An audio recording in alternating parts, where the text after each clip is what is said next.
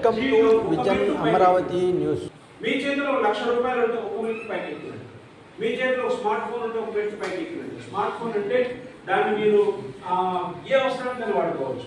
రూపాయి డబ్బులు విషయం క్యాష్ ఉంటేనే పని అవుతుందనే పరిస్థితి లేకుండా ఫోన్ పేలు ఇప్పుడు మా అకౌంట్స్ ఉన్నాయి, లేకపోతే మా వాళ్ళకు ఉన్నాయి, బంధువులకు ఉన్నాయనే పరిస్థితి లేకుండా మీరు ఆ ఫోన్ పేలు గూగుల్ పేలు వాడుకోవడం, తర్వాత సమాజం ప్రపంచంలో మనకు ఏం జరుగుతుందో తెలుసుకోవడం, తర్వాత ఊరికే దాన్ని టైం వేస్ట్ చేయకుండా అవకాశం ఉన్న మొబైల్ ఫోన్ డిజిటల్ టెక్నాలజీని వాడుకోండి.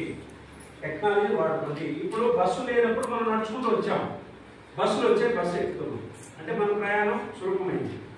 ఏమీ లేనప్పుడు మనం నోట్లు వాడాలి. ఇప్పుడు ఫోన్ పేలు గూగుల్ పేలు వచ్చి మనం వాడుతున్నాం. ఇప్పుడు అట్లాగే ఒకప్పుడు వ్యవసాయమే మనకు ఆధారంగా ఉండేది, ఇప్పుడు వ్యవసాయం కాదు.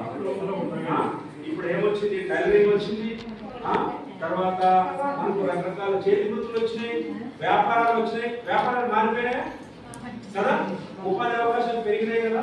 అంటే అర్థమైంది, టెక్నాలజీ మారుతున్న కొద్దీ బస్సు లేదా కార్ అనేది టెక్నాలజీ కదా, ఆటో అనేది టెక్నాలజీ. అట్లాగే మిగతా మొబైల్ ఫోన్ అనేది ఒక టెక్నాలజీ. కాబట్టి టెక్నాలజీ మారుతుంది. దయచేసి ఇది మాకెందుకు, మాకు అవసరం లేదు అనుకోకుండా అందరూ మీ అందరికీ నేను విన్నపం చేస్తున్నా, మా అందరిలో కోరుతున్నా, సెల్ ఫోన్ గురించి తెలుసుకోండి. ఖచ్చితంగా సెల్ ఫోనే జీవితం మారుస్తుంది. టెక్నాలజీ తెలుసుకోండి. ఒకటి, దాంట్లో రకరకాల ట్రైనింగ్ ఉంటుంది.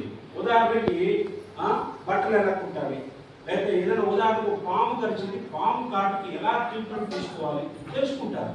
ఇప్పుడు ఆడవారికి సంబంధించిన రకరకాల సమస్యలు ఉంటాయి, దాన్ని ఎలా తీసుకోవాలి.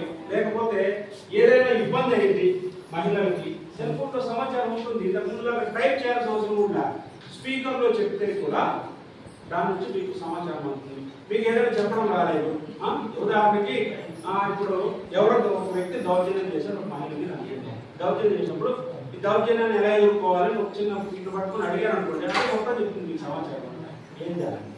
అట్లా సెల్ ఫోన్ అనేది నెగ్లెక్ట్ చేయడానికి తీసుకోండి. ఓకే.